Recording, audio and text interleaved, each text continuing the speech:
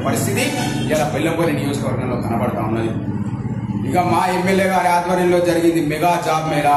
ఇది మాకు పండుగ రోజు, ఇది మాకు శుభదినం అని చెప్పి మాట్లాడుతున్నటువంటి కాంగ్రెస్ పార్టీ నాయకులు ఇలా మేము సవాల్ చేస్తూ ఉన్నాం.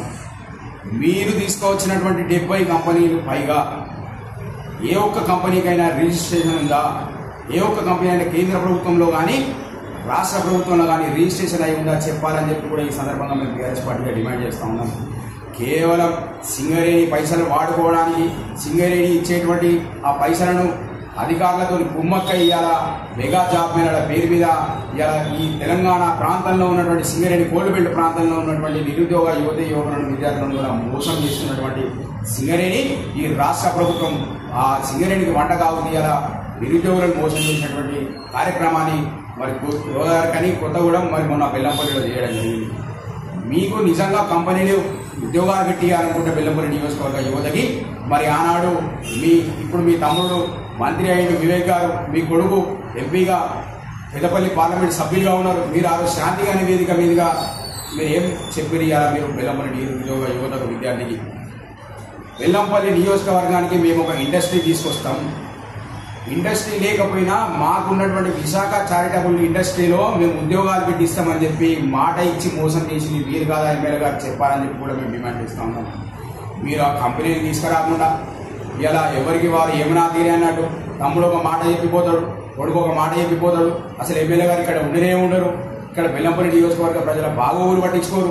ఇలా బెల్లంపల్లి నిరుద్యోగ యువతకు ఇస్తా అన్నటువంటి విద్యార్థుల కోసం ఇక్కడ ఉన్నటువంటి polytechnic college, engineering college update చేస్తాను ఆ మాట ఏడ పోయింది ఎమ్మెల్యే గారు. ఇక్కడ ఉన్నటువంటి బీఎడ్ కాలేజ్ చేస్తాను అది ఎక్కడ పోయింది? బెల్లంపల్లి నియోజకవర్గంలో ఇండస్ట్రీ తీసుకొచ్చి మొత్తం కూడా ఇక్కడ పారిశ్రామికంగా విద్యార్థులను యువకులను తయారు చేస్తానని చెప్పి మాట ఇచ్చి అబద్ధం మాటలు చెప్పినటువంటి ఎమ్మెల్యే వినోద్ గారి గారిని ఇంకోటి మేము డిమాండ్ చేస్తా ఉన్నాం. బీఆర్ఎస్ విద్యార్థుల పక్షాన మీరు మండలానికి ఒక జూనియర్ కాలేజ్ ఇస్తా అన్నారు కదా, మరి తాండూరు మండల జూనియర్ కాలేజ్ ఏడవైంది, కాసిపేట మండల జూనియర్ కాలేజ్ ఏడవైంది? ఇవన్నిటికీ సమాధానం చెప్పాలి. ఇంకొకటి, మీరు బెల్లంపల్లి రోడ్లు ఇస్తారని చెప్పి అంగు ఆర్పాటాలతో ఒక శిలాఫలకం ఏర్పాటు చేసి కొబ్బరికాయలు కొట్టి దాదాపు 7-8 నెలలు కావస్తా ఉన్నది. కానీ ఇప్పటి వరకు కూడా అక్కడ వర్క్ స్టార్ట్ కాలేదంటే ఇక్కడ ఎవరి పైసలు మరి మీ ఫండ్ సరిపోతలేదా?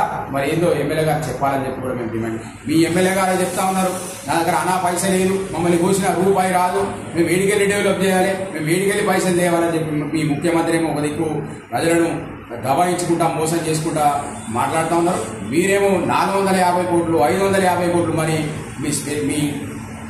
మీ వ్యక్తిగతంగా ఏమైనా డబ్బులు తీసుకొచ్చి ఇక్కడ డెవలప్మెంట్ చేస్తారా? మరి ఎమ్మెల్యే గారు దీనికి సమాధానం చెప్పాలని చెప్పి మేము బీఆర్ఎస్ పార్టీగా డిమాండ్ చేస్తూ ఉన్నాం. లేనిపోని మాటలు, అబద్ధపు హామీలు, అబద్ధపు మాటలు, జూటా మాటలు చెప్పి కాలం గడిపేటువంటి కాంగ్రెస్ పార్టీ నాయకులు ఖబర్దార్. మీరు చేసిన తప్పు ఒప్పుకొని ఇలా బెల్లంపల్లి నియోజకవర్గ ప్రజలకు చెప్పాలి.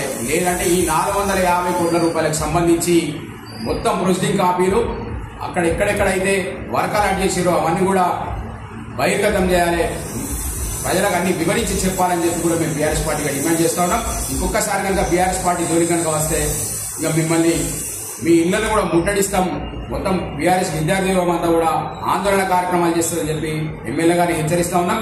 మీ కాంగ్రెస్ పార్టీ నాయకుల నోరు కనుక ఎమ్మెల్యే గారు అదుపులో కనుక పెట్టకపోతే బీఆర్ఎస్ పార్టీ విద్యార్థి విభాగం, బీఆర్ఎస్ పార్టీ మరో తెలంగాణ ఉద్యమం జరిగినటువంటి ఆనాడు జరిగినటువంటి ఉద్యమం ఆ రుచి ఎలా ఉంటుందో మళ్ళొక్కసారి ఇక్కడ బెల్లంపల్లి నియోజకవర్గంలో ఇక్కడ ఉన్నటువంటి ఎమ్మెల్యే గారు కాంగ్రెస్ పార్టీ నాయకులకు చూపిస్తామని చెప్పి కూడా బీఆర్ఎస్ తరఫున మేము హెచ్చరిస్తా ఉన్నాం.